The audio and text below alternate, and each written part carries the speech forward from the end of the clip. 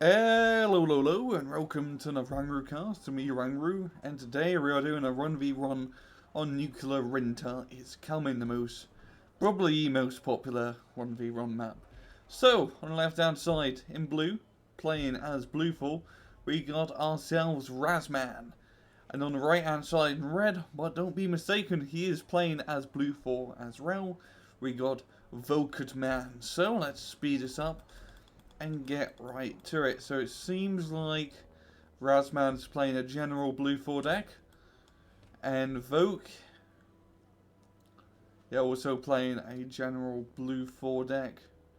And I can really see why a lot of players do opt for the general blue 4. Even in airland battle, it's probably the best deck to bring up. You got a lot of nice variety in units in blue 4. I mean, you got Hachinan Isiki, some nice cheap APCs, and even the Centaurian AVRE. It's pretty bloody good at blowing stuff up. So no real crazy helicopter rushes. There's mainly a lot of infantry play. Vogue sending quite a few forces up top. Maybe he's going to try and get a hold on the Foxtrot. Definitely be a good idea. And it seems like he's sending most of his forces to Charlie. Nothing really going across the Delta Road here. Well, Razzmann, he's moving up. And yeah, definitely seems like he's trying to get into Delta. Up top we got first contact. Hachinanasikis on Hachinanasikis. And just going to kill the Ariks. There we go. And yeah, so pretty much clear up all of Volksman, like, very nice infantry / light armoured force to take the point. And if he does recon above, he should see that Foxtrot is completely empty. And if he can get infantry inside these towns here instead of stopping here, he will be in such a good position. He would have an SDRF 9040 and a second one being brought up to try and stop his attack, but Hachinanasikis in the perfect spot to stop it. And Volkman taking the point on Foxtrot is just going to be quite a nice boon to him. As even though it's not as easy to hold as Hotel, holding Foxtrot still very nice, close to the enemy base, and a lot of nice defensible locations. Yeah, Hachinanasiki getting a few kills. Spotting this pretty much giant force SCRF 90s, because its recon unit Hachinanasikis isn't spotted until you can get eyes on. And now Vogue just setting up in Charlie, not going for Delta. Bringing up some more Japanese tanks. I believe these are the 70-point runs. Yeah, the 50-point runs. Pretty good price. 50 points, you get 16 AP power, which is rather respectable. You just slightly lack in the armor department. Now Vogue, he's going to be setting up all his infantry costs in Foxtrot, and this is a really good strategy right now. Because from Foxtrot, you can also easily attack Delta from the top. It's probably a lot more safer attacking from here instead of going across this big open field.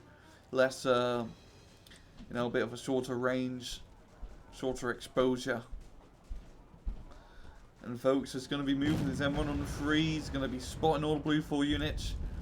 A few K runs set up in the forest. Some Fort Shakers.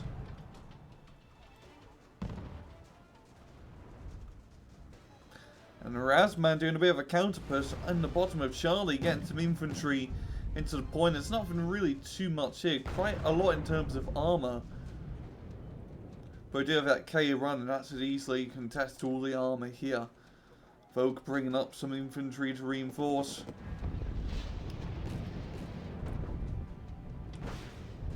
Jaeger's getting hits on the cannon yak panzers. And Vogue doing the smart thing, getting his tanks out of that forest because his infantry inside it. These K runs in a very nice spot because they pretty much have control over this open field. And this is a very nice counter push from Razzmann, and if Razzmann can capture Charlie, That'll be even, that would be such a nice boon, because that is a +2 advantage from holding this. And right now he is gaining a +2 from just neutralising the CV. So it's a lot more worthwhile to lose this +1 point and get a +1/2 instead. And it's it's very easy to hold Echo. I mean, it is your spawn point. So you don't have to worry about losing this unless you have absolutely nothing up here. But Volk is counter-attacking en masse. A lot of Jaegers moving across the open field. But the K1s are showing them apart. On M3, Bradley in a nice position. Quite an interesting recon choice, I say, to Bradley. It's very expensive at 80 points, but it does have those nice 2-2 missiles and Trove of him, to be exact. But it's still a very lightly armoured APC, and for 80 points, you can still lose that to just a mid-tier ATGM or mid-tier tank.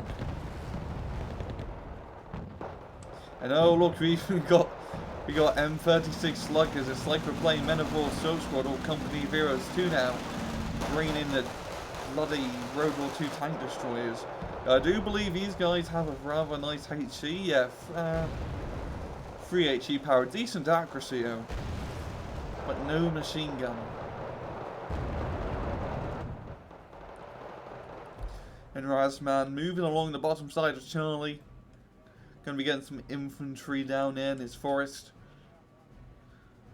And all these Jaegers and Volk behind enemy lines. And if he's smart, what Volk could do is split these up into 4 squads and just start spreading them around to the back lines, try to get a CV here or yeah. And Volk, he's doing his best trying to retake Charlie. M36s getting shots on the Panzer Scratties.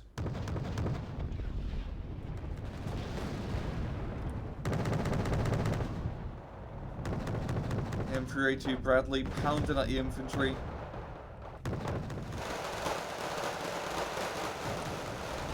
And these sluggers taking point.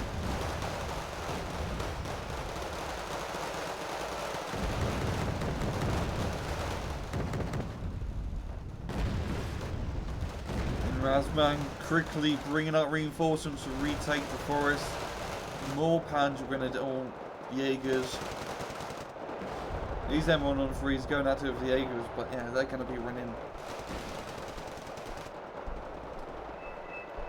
Now, I find quite interesting that this far in the match, we haven't seen really a single attack helicopter or single plane. There hasn't been any planes being brought out. And it seems like in this Charlie sector, both sides could really benefit from bringing in some bomber planes. Because you got, you know, rather exposed infantry in a rather tight space.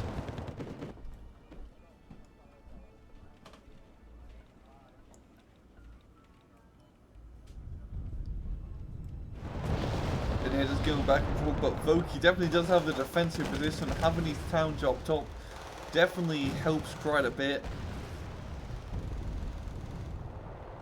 Bringing up onto cannon panzers in the bottom, but they're going to get picked apart from the ATGMs. I mean, that M3A2 Bradley can shoot missiles for days. And there we go, an attack helicopter, an AHJ. Going to be backing off after taking some machine gun fire. Well, that's the autocannon fire from the Hachinanashiki.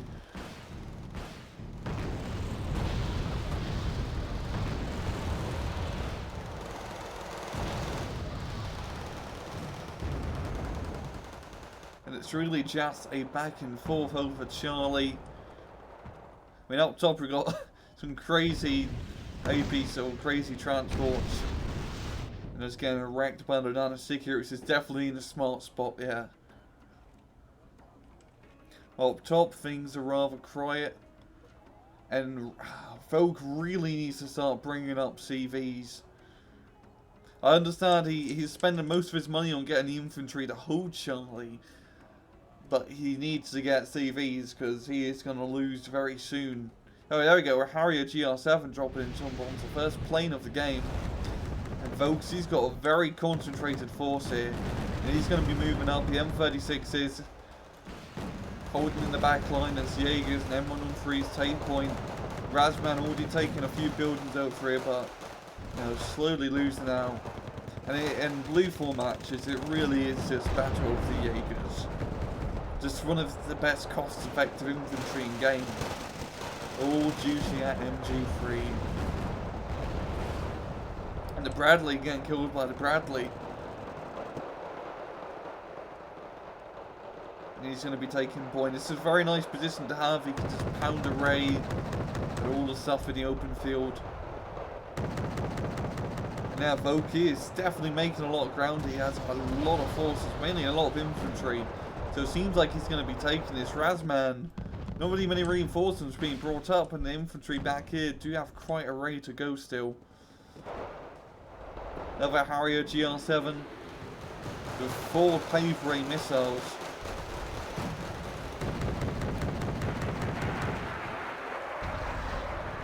His missiles are very powerful. But the problem is that they're tactical missiles, so they all land on the same spot, which is great when you want a tank dead, because a GR7 will blow up even the bloody T90s and T72BUs with just one bombing run, because that's 4,000 pounds of explosives on, or kilograms of explosives on one area. But with tactical bombs, if you're really good at microing, you can sift attack click while the bombs are dropping to spread them out a bit. It's really hard to do, but if you can do that, you can definitely mess up a very nice portion of the map. But Voki does have Charlie under his control. He's bringing up a CV to recapture it. And if he can just hold on to Charlie, he can get a CV on Hotel and Foxtrot, and that give him the +2 advantage that he surely needs. There's already 22 minutes still left in the match, so it's definitely enough time to catch up, even though we already know there's only 10 minutes left realistically. Jaegers and Valkotmans going at the bottom. The Fortsman Shakers be more precise. I believe yeah, the Swedish ones. I'm going to be wrong, they're probably going to be Norwegian. Yep, Swedish. I guessed correctly. Harrier GR7 once again. As you can see, he splitted up the bombs that time. Just what I was talking about. Jaeger's back here spawn camping. They're just going to get ranked by the AH. Just going to get a little bit too close and take a bit of machine gun fire. Hachimanasiki spawning, going to be finishing it off.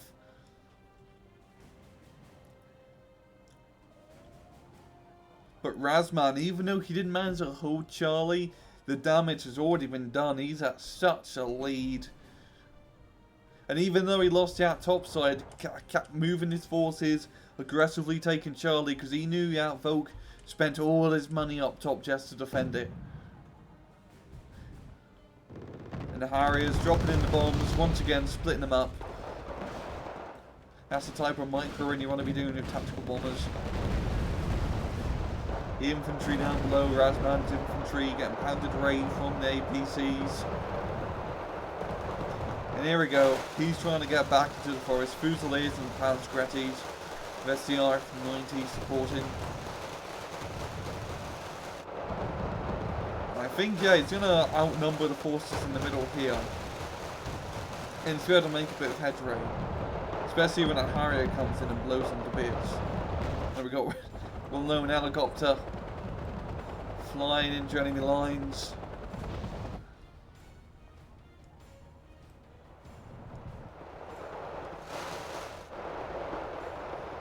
And Vogue, he is just getting more and more infantry, but he really needs a CV.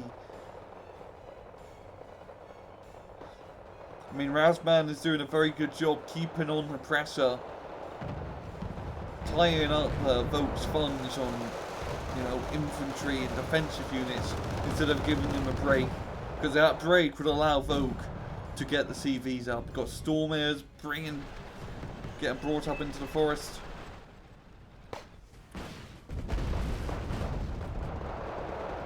And Vogue bringing up reinforcements, M36s, Centurion AVREs, a Leopardron A5, bringing up some of that armour. Just want to take a look.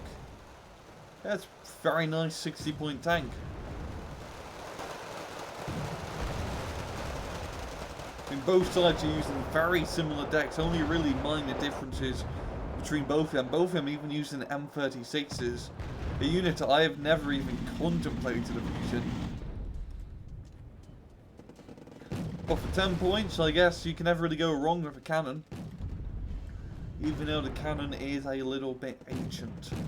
K-Ron going out of Hachinano Shiki. Gonna be pulling back. And Voki's gonna be holding Charlie once again. Finally got the CV into Hotel, gaining that +1 advantage.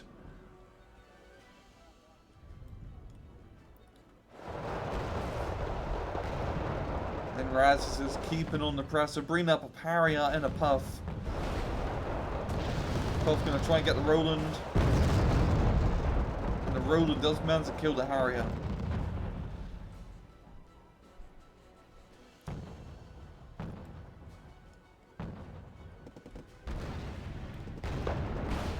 And there's only like 1 minute left in the match. I'm wondering if he's going to surrender.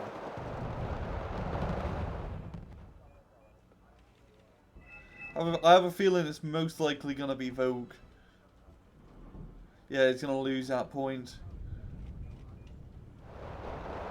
And Raz keeping on the presser, getting quite a nice foothold into Charlie now, getting the town up top. Moving along the top hand side here. Spotted the CV. And that will be a GG to Razzmann taking the victory. Quite a difference in kills there, 500 point difference. And yeah, it was a very good play from Raz. Volk did a really good job in securing Foxtrot and taking that top hand side. And holding that top hand side, once you get it, you pretty much hold it. It's very easy to defend. But Raz, he realised that Volk spent all his money up top. So he just put the presser down bottom, went for the juicy 2-point sector Charlie, and just keeping that neutralised for the majority of the match.